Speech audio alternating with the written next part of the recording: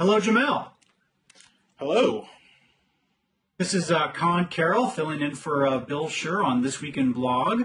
And we have with us a new staff writer for the American Prospect filling in for the lefty side of the blog this week. Why don't you tell us a bit about yourself? All right. My name is Jamelle Bouie. I am the new writing fellow for the American Prospect, not quite a staff writer. I'm new. I just started a few months ago, and I'm glad to be here doing this on Blogging Heads. It's my first. Cool. Where were you before you joined Team Tapped? I was working for the University of Virginia's Miller Center of Public Affairs, and before that I was in college. So I'm still very new to the whole writing game. So were you our UVA undergraduate as well? Yes. Gotcha. So not a long ride up 95 from Charlottesville to Washington, D.C. for you? Not at all. Not at all. Okay, great.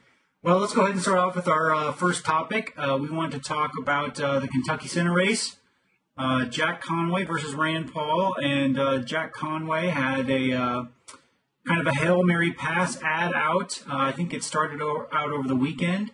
And this was a ad based pretty much entirely off of the Aqua Buddha story that ran in, Rolling Stone or something like that? Yeah, I think it was Rolling Stone. Yeah, I think so too. Well, and if we're wrong, trust me, the commenters will correct us. But anyway, so the woman has since recanted the story, but Conway went with it anyways, and you saw quite a pretty fascinating divergence on the left of opinion on this ad. You had the New Republicites, the Jonathan Shates, on the most despicable ad of the season. Then you had kind of the more hardcore leftist apologists, the partisans, the Daily Koses, and the Matt Iglesias, saying there's nothing wrong with the ad. So as a person of the left, I'll go ahead and ask you what you thought of it. Well, first, I don't think I'd go as far as to call the ad a Hail Mary pass. I think Conway and Paul have been sort of neck and neck in the polls for a little bit, and I'm not sure if I'd call Iglesias an apologist. He takes some pretty heterodox opinions. So that aside, one of my colleagues at the Prospect, Adam Sower, made the really good point that considering the whole Part 51 Cordoba House thing over this summer, this ad was actually pretty tame, right? Like over the summer, you had a bunch of independent ads essentially accusing Muslims of being, bad Americans, like not good American citizens, which I think Chait called it the most, either Chait or Ezra Klein called it the most illiberal ad of the campaign season. And really, I think the ads opposing the Cordoba House, it was Chait. I think the ads opposing the Cordoba House were a lot more illiberal than this one. That said, I'm sort of uncomfortable with the idea of criticizing a candidate for their religion or lack thereof. I'm gonna have to plead ignorance on the Cordoba House ad. Who ran it, and was this in a political race, or where did this ad air? These weren't.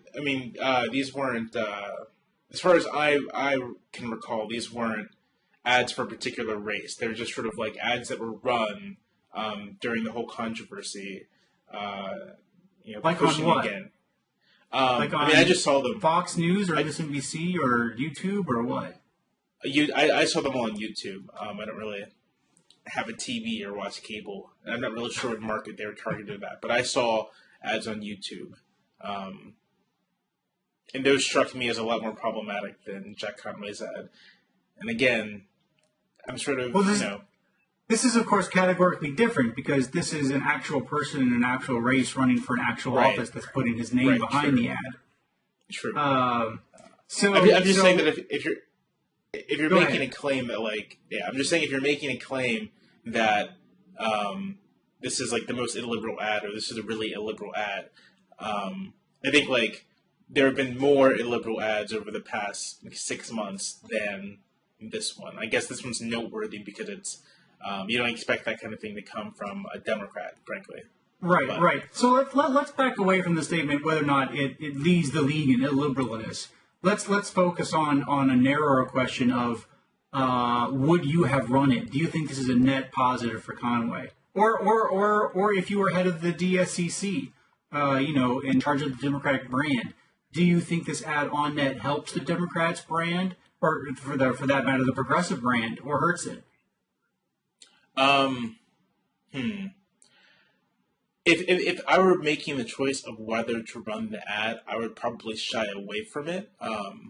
If only because, I don't, I personally am uncomfortable with making someone's religion an issue in a campaign. I'm not sure how many people actually watch ads. Like, I'm generally very skeptical of the idea that, like, campaign ads have much of an effect outside of the ripple they cause in other media, forms. So, like, I'm a Virginian. A really good example of this is in '05 when Jerry Kilgore ran the ad against Tim Kaine, saying essentially that Tim Kaine is so liberal that he wouldn't even execute Hitler. And I'm not sure how many people actually saw the ad, but the resulting media furor over the ad, I'm sure, like, swayed opinion. So, like, insofar that this has any effect on the Democratic brand in Kentucky, it will depend entirely upon how much the media in Kentucky picks up on it. As for nationwide, I don't know. I mean, I guess you'll find the familiar division of opinion among Democrats between those who are sort of like, we're better than that, and those who are like, why not take it to them with whatever we have. I tend to find myself on the we're better than that side, but and yeah, I don't, I'm not sure on the public at least. I'm not sure how much of an effect this will have. It all depends on how much play it gets. I would be surprised if in Kentucky it helps or hurts Conway, helps or hurt Rand. I think that race will turn far more on more parochial concerns. How much does Rand Paul know Kentucky? How in touch with Kentucky voters is Jack Conway? So I want to step away from the Conway ad just for a second and talk about a very different ad, but still, I thought, to me, visually striking. I'm sure you've also seen on YouTube the Joe Manchin ad, where he has a gun, which is cool enough, and he's talking about how awesome the NRA, which is candidates still do. But then he took it to a step which I'd never seen, which is he spots up the cap and trade bill and shoots it with his gun right where it says jobs. Did you like that one? I thought it was really funny. I mean, I guess it was definitely. Liberals. I didn't see it coming. Yeah, me neither. I guess there were some liberals who were like, I can't believe a Democrat would do that. And like in the broader strategic sense, right? Like it's sort of like disheartening that if Manchin wins his election, he will have like tack so far to the right for a Democrat that it's sort of like on the fence how much he'll join with the caucus once in the Senate. But strictly as a piece of just like political theater or whatever, I thought the ad was pretty good. It was really striking. I mean, how many candidates pull out guns and shoot pieces of legislation in ads? That's the first one I could think of. Only one I could think of. Yeah. Yeah, no. If you're watching TV in West Virginia, I would think that one sticks out.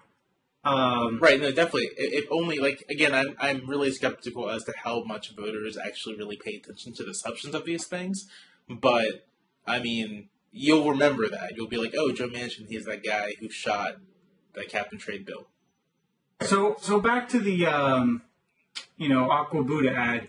What? One of the things that Matt found Iglesias found more interesting about the ad was the xenophobic China bashing, and this is one that's not confined just to the Aqua Buddha ad that you're seeing across the country in Democratic ads, and of course the DNC itself is running the Chamber of Commerce ad, which includes a whole stack of Chinese currency and intones about the evils of foreign influence and foreign money. So again, in a larger sense, this would seem to cut across the kind of more internationalist, progressive values, and yet the DNC is just unabashedly, bashing foreigners in a very xenophobic way. And so I kind of wanted to get your reaction to that larger campaign that's not just confined to Kentucky Senate.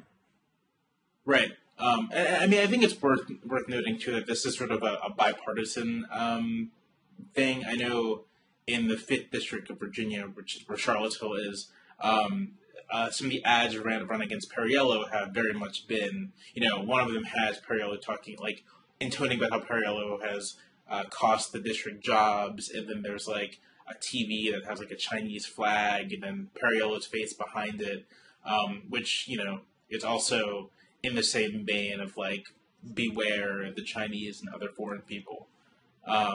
But I'm with Iglesias on this. I meant to write a post about it a while ago because it actually really bothers me. Because, speaking strictly from a policy matter, there isn't, competition with China isn't zero sum, right? Trading with China can benefit. You don't have to convince me of that. I'm a free trade guy. So yeah, it's not a zero sum thing. And I understand sort of the electoral gain and running against the specter of China and the specter of foreign money in the campaigns. But as a progressive, it is sort of troubling because these things, because foreigners aren't bad. Working or interacting with other countries in a global market isn't a bad thing. Though I would say, let me ask this. This isn't new, especially for this White House, though. I mean, Obama's been hitting this, foreign repatriation tax for a while now, and talking about how evil it is for American corporations to invest overseas and to bring that money home. And Democrats, of course, Dick Durbin on down, have been talking about how we need to keep all this money at home. So this idea that globalization is bad is not new for the Democratic Party. I mean, that might be sort of true. I don't know the details of that, of those ads or of that act. But I do know, that a Democratic president passed NAFTA, and that's true. Not this one. A Democratic president, right? But not this one. Right. But Obama hasn't really done anything. Obama hasn't tried to pass tariffs or anything, right? There hasn't really been anything he's done or Democrats in Congress have done to sort of go back on the Clinton approach to the global economy. Well, on the other hand, Clinton passed NAFTA, but you haven't seen Obama lift a finger for the Korean or Colombian trade agreements. So it's not like he's been furthering free trade. And with all his, he did slap imports on Chinese tires, which George Bush was also guilty of slapping import tariffs on steel. So, and unfortunately, anti-globalization is often a bipartisan game. But, it's. Go ahead. It's fair to also say, right, that part of the, at least in the Democratic Party, part of the discomfort with globalization has purely to do with the fact that at the same time we're opening up markets and sort of reducing the barriers for capital flow. We are gutting the we're gutting the social safety net. We are not really doing anything to help people on the very low end of the the income distribution. Poor people, working class people aren't being helped by this. The gains may be accruing to the economy as a whole, but there isn't much in the way of redistribution to people who are being hurt by globalization. So I think insofar that Democratic complaints and liberal complaints have to do with that, I think they're totally fine, totally justified. Yeah, well, I just think it's interesting to see where Obama's going to go from here, as far as where he's going to pivot to the right or left after the elections, because he's been putting off all of his kind of larger Wall Street big business friends, saying, oh no, I'll get around to trade agreements, I'll get around to free trade and the rest of it, but he hasn't actually done anything yet. He talks about doubling American export in 5 years. But nothing has actually happened concretely to make that happen. I mean, my guess, right, is that in the next Congress, when his ability to maneuver with regard to sort of big legislation is totally gone, that you'll probably see some movement, either way on those things. I honestly don't know enough about the administration's policy towards those free trade acts to make any substantive comment, but I think with a lot of things, actually, you'll see more movement in this next Congress, just because there's very little chance of anything really going through legislatively, or anything that would be particularly liberal in Congress. Gotcha. So leaving out the foreign angle, what do you think about the White House's attack on the chamber specifically? I mean, because it just strikes me as just completely counterproductive. I mean, here you have, the Chamber of Commerce, a baseball, hot dogs, and apple pie organization, if there ever was one, and but that's not really true. It's not really true at all. I hesitate to call an organization that can pump tens and tens of millions of dollars into elections a baseball, hot dog, and apple pie organization. It just sounds off. Like the Chamber of Commerce represents. Hold on. I'll let you go. But have you ever worked on a campaign in a rural district, or in any political campaign? I have. Okay, so I mean, didn't you take your candidate? I worked for Republicans, so maybe it's different.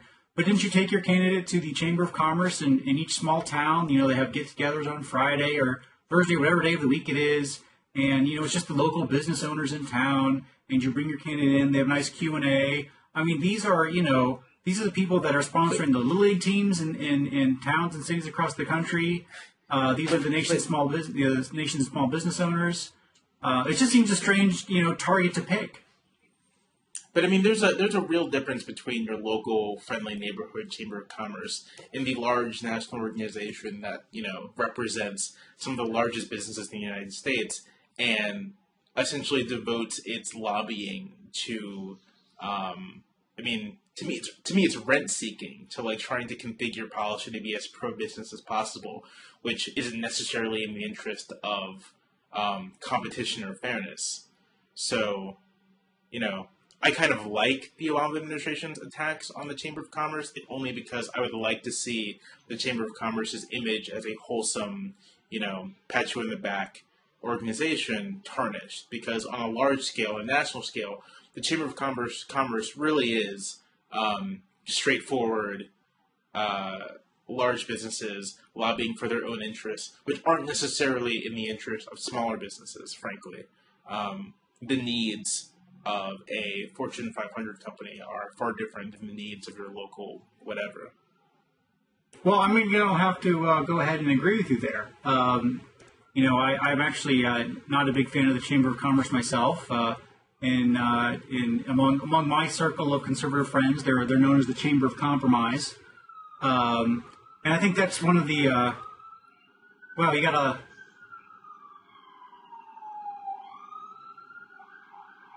You still there? Yeah. Okay. I'm still here. Yeah. Okay.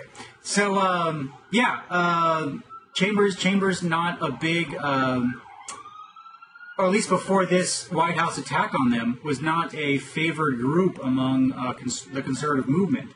Michelle Malkin had a good post this week talking about, when Glenn Beck had that day where he said, I'm going to give to the Chamber of Commerce and you all should too. Michelle Malkin had a post that day detailing why She's not giving to the Chamber of Commerce, and it's a bill of particulars that will ring true to conservatives like myself. The Chamber supports amnesty. The Chamber supported TARP. The Chamber supported the auto bailout. The Chamber supported the stimulus. These are all things that are good for big business, but aren't good for the rule of law. Aren't good for free markets generally. So that's kind of one of the funnier aspects I've had of this is the White House attack on the Chamber has kind of rehabilitated it in conservative circles. I mean, those I read Malkin's post, and those items I don't really have much of a problem with. TARP in the end will end up gaining money for Americans. The government's expected to turn a profit. The auto bailout. It's still a little early to say whether it was very successful or not. But it looks like GM is unexpected becoming a profitable company again. The stimulus, according to most independent analysis, has saved millions of jobs and kept the economy from going into a deeper recession. And those things don't bother me so much. Amnesty, frankly, I don't really see. I find it hard to get myself worked up about people crossing a border to exchange work for money. So, with regards to that, I'm cool with the Chamber of Commerce. It's more sort of I think more insidious things. The lobbying to get tax breaks and tax privileges and sort of like regulatory breaks that benefit large businesses. Those other things in a macro scale benefit us all. The things that bother me about the Chamber really are just things that benefit the most big businesses. Yeah, I guess I just don't see the distinction. I mean, TARP benefited the big banks. The auto bailouts benefited the auto companies. Amnesty benefits big corporations that rely on immigrant labor. Each down the line, I'm just not seeing the difference between your big businesses arguing for regulatory loopholes and the bill of particulars that Michelle Malkin puts forward. The difference.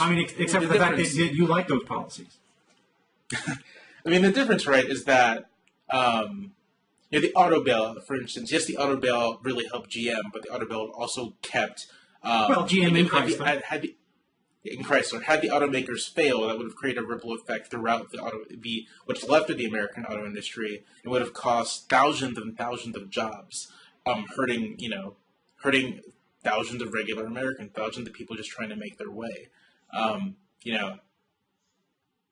Amnesty, which I'm just going to take as meaning like comprehensive immigration reform, so make it easier for undocumented immigrants to find work in the United States.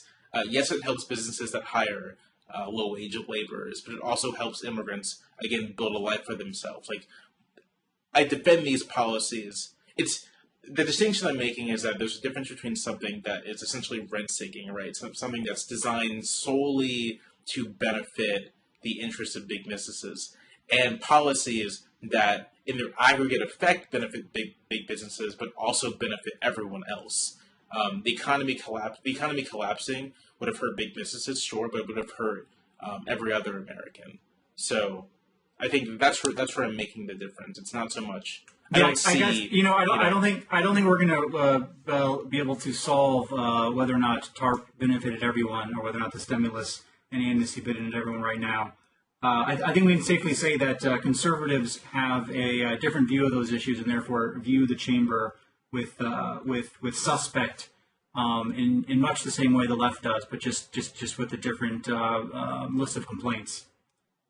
I will say just really quickly as like a sort of political sciencey point, this sort of demonstrates the point that whenever the president enters a debate, things become partisan. Not necessarily because of the identity of the president, just like, that's what happens. If the president were to come out in favor of teddy bears, I'm sure that would become a partisan issue. Right. No, I just find that really. No, like I said, I find that really funny. this definitely rehabilitated the Chamber of Commerce in the eyes of the conservative movement. Right. But speaking of money, I thought you had an interesting take on David Brooks's column on money being irrelevant in politics. Do you want to go ahead and give us the 2-minute version of that? Sure. Basically, so Brooks was arguing that money. I think sort of the money quote he has is money is a talisman that in the scheme of things, money doesn't actually matter that much to winning or losing an election. And I wrote a column on an aspect of this for the Prospect, but the short story is that I think Brooks's view is really narrow. Spending, right, like spending lots of money may not have a huge effect. It might be true that outspending your opponent isn't necessarily enough to win you an election. But there's more to money in politics than simply spending. Money in politics also includes fundraising, and fundraising really does matter. In my column, I made the point that, a candidate who spends a lot of their own money, someone like Meg Whitman or Carly Fiorina or Linda McMahon, who has a lot of their own money to spend, isn't necessarily a stronger candidate because part of the advantage of fundraising and raising lots of money through fundraising is that you're building connections with local interest groups, with local nonprofits, you're building connections with voters, you're getting media attention, the whole 9 yards. Fundraising is another form of campaigning, and candidates who don't fundraise are candidates who are missing out on the advantages of that campaigning. And so in that sense, money does really matter. How you raise it, where you raise it from, has a big impact on your ultimate success. My main complaint with Brooks's piece was that it was really narrow and really shallow. That simply looking at one group spent X, one group spent Y, therefore money doesn't matter, doesn't actually tell you anything. And then there's also, as Glenn Greenwald noted at his blog, there's some weird factual inaccuracies in Brooks's op-ed, which were worth pointing out. I actually liked the part of your post about raising money. I've always felt as though, just from my brief work in a campaign, that as annoying and as much of a time suck as it is to have the candidate on the phone that long, that there is a lot of value in the actual fundraisers themselves. We actually go to the events, the backyard barbecues, everything else, and because what they are is they're business owners. They're people in your district that have put up what are $220, $50, whatever, and you're at the event, and the candidate is talking to these people, and they're hearing them, they're hearing their stories, right. And they're really learning a lot about the district. And you're right that the Meg Whitmans and the Fiorinas that don't have to go to these events and glad hand these people really do miss out hearing the stories that they can then, that first educate them, but then that they can, recount on the campaign trail. And they're just not right. as well-rounded candidates as they otherwise would be. Right. The part I did like about it, though, is the part that the left complains about all these outside groups spending all this money and how evil money is. And as President Obama says, they're stealing our democracy.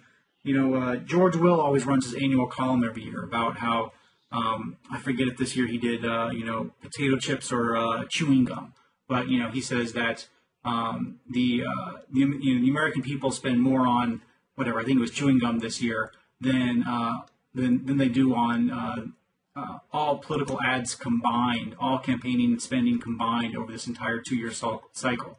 And so it kind of puts the spending in perspective as to how much really is not being spent. And then we spend all this hyperactive time fretting about money being spent on politics and how it influences people. But in the larger scheme of what we communicate about and what we spend money communicating about, it really is just a very, very, very small fraction of the paid communication going on in the larger society and economy. Yeah, I'm not sure which part of my post where I was sort of worrying about the amount of money in politics, because to be honest, I actually think part of the problem is that not enough people donate to political campaigns and political parties. parties have to get money somewhere. And if it isn't the average person, if it isn't quote unquote the good guys, then it's going to be the bad guys. It's going to be large corporations. It's going to be very wealthy donors. And for candidates and political parties, well, I guess this is a good transition to our next topic, which is the Koch brothers. So what makes them so evil? I read the New York Times story today. And my takeaway was, so what? What makes the Koch brothers so evil and their influence on campaigns spending and even non-campaign spending? I mean, I think they do the majority, the best of their work in non-election seasons. When they're funding Cato and other organizations that generally educate the populace about limited government. And more political education that way, as opposed to direct electioneering. I mean, I don't know. Well, you said evil corporations and they're the bad guys. So I'm just asking, who are the bad guys and what makes them bad? I mean, what makes them bad is that they're advocating for interests that aren't. That really aren't in the best interest of anyone. Like the Koch Industries, they put money into efforts to shed doubt on the reality of global warming and human-caused global warming. Things that will have a huge impact, maybe not in the United States. We're rich enough to sort of deal with the consequences of global warming, but Bangladesh isn't, Pakistan isn't, and so having extremely wealthy people, including wealthy corporations, donate millions of dollars to efforts to move the United States away from doing something about global warming or doing its part, strikes me as, at the very least, really morally irresponsible. Well, let me stop you there and ask you a question. Do you think they're doing this in bad faith? Do you think they understand that they believe that global warming, more importantly, the solutions for global warming that are going on now in Capitol Hill, cap and trade, energy taxes, renewable energy standards? Do you believe that they actually think that those are good policies, but are stopping them for their own pecuniary interests? I mean, you said it's morally wrong, and so I guess I'm asking you: do you think they're acting in bad faith? Because I would point out that they're libertarians, and that they believe that limited government actually does make everyone wealthier overall in the end. So do you just think they're wrong, which is perfectly fine, or do you think that they're acting in bad faith? I mean, I don't think they're twirling their mustaches, every day after they donate money to some cause that's anti-global warming action. Like, I don't think they're, comical villains. But, I do think they are intensely self-interested, as businessmen tend to be. Well, I'm not saying they're not self-interested. I'm just saying that. Yeah, right. And I'm saying is that I don't think it's necessary for them to be evil per se. I don't think it's necessary for them to be villains, for them to be taking actions and doing things that are morally problematic, right? Like being solely devoted to advancing your narrow parochial interest, even when those narrow parochial interests are harmful to everyone else, isn't necessarily evil. It doesn't make you evil. It just makes you short-sighted. So what I'm hearing is that you do think they're acting in bad faith, that they are focusing just on their narrow parochial interests, and that they are not true believers in the larger vision of liberty helping everyone.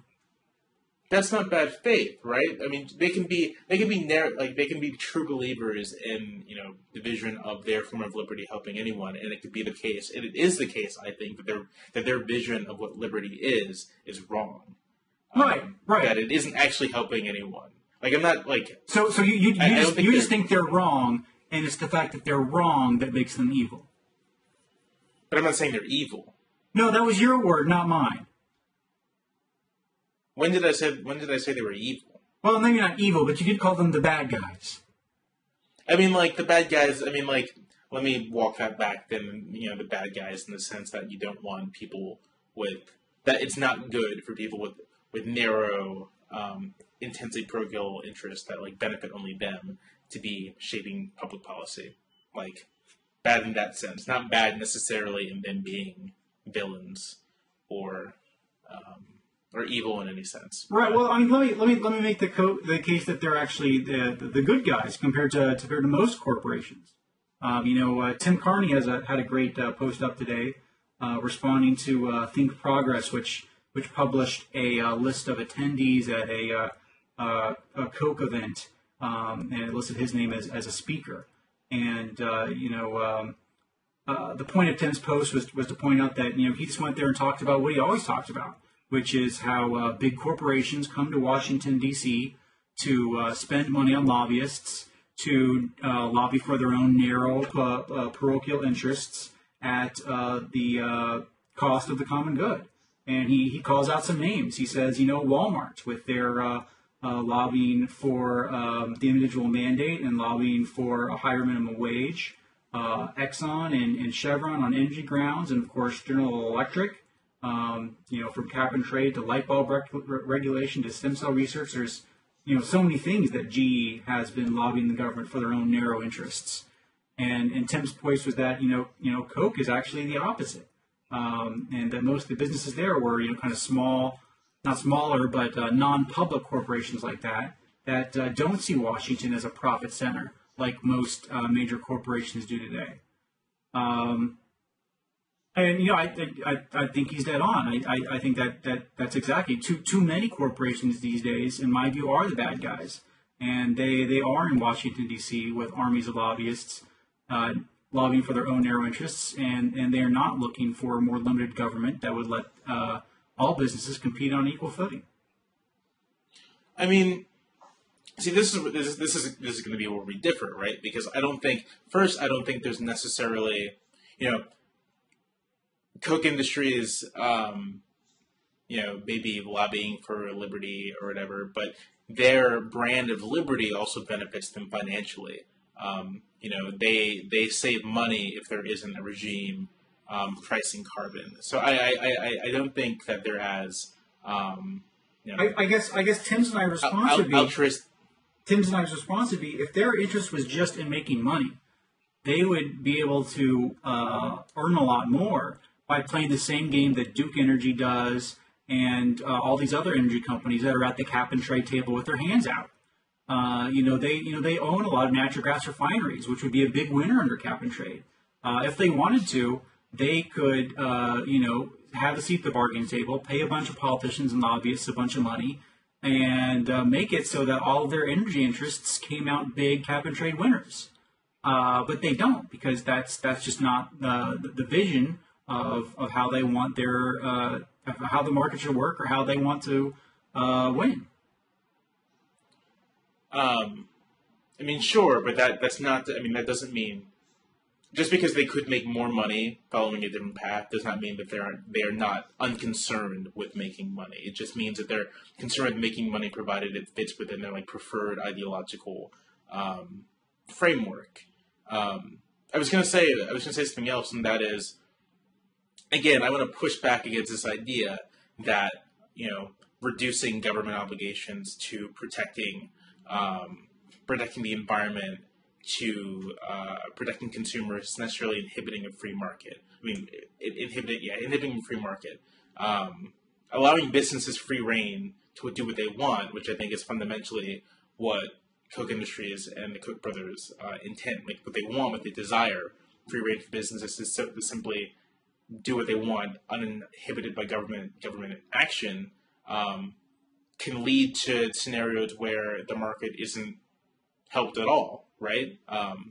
Can lead to scenarios where there isn't actual competition, where single companies or single groups of companies dominate industries without, and there isn't any entry point for competition to sort of go in and stand its ground against the existing players. I don't think yeah, I don't think it's right to conflate limited government with free markets. Government has to man the barriers, as it were, and create the conditions for competition and markets to operate. As far as I see it, groups like the Koch brothers are trying to destroy those barriers and destroy those guidelines to come out on top. Competition be damned. Yeah, I mean, we obviously are going to end up strongly disagreeing here. I think the Koch brothers and most conservatives would say that the government is necessary, absolutely necessary. They have to enforce contracts and define property rights.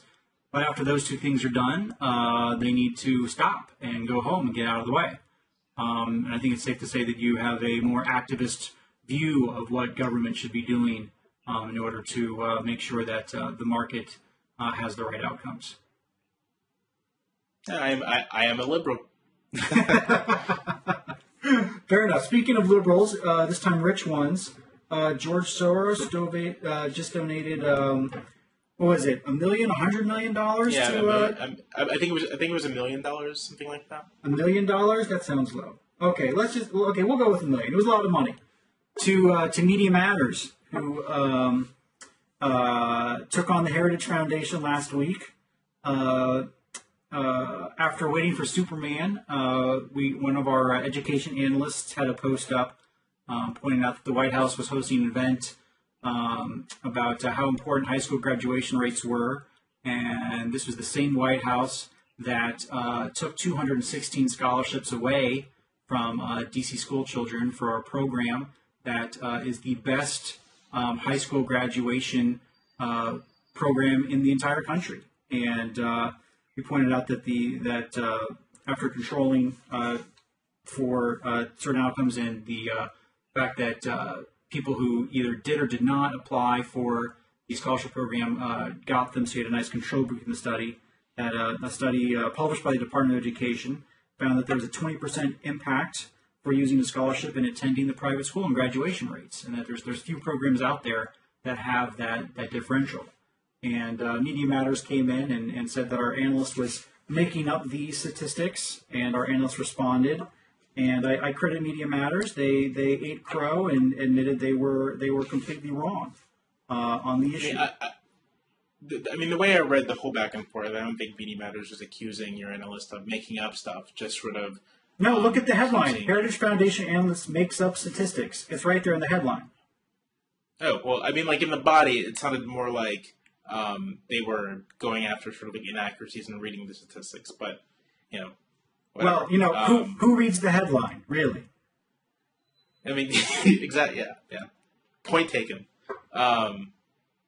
I think it's worth noting, and I think this was overlooked in a lot of the discussion of the DC mayoral election, that the Obama administration, while maybe not that friendly to vouchers, is certainly a fan of charter schools. It's certainly a fan of school choice in like a different context.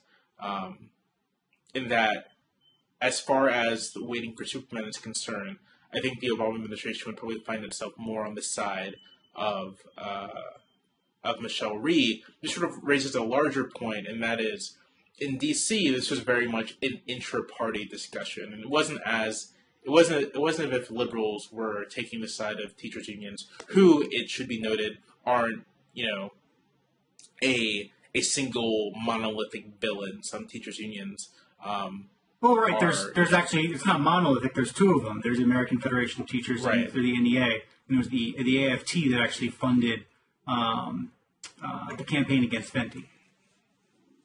Not the NEA. Yeah, and the teachers' unions in DC were like renegotiated a contract with the teachers' unions in DC that wasn't as favorable as one they had before.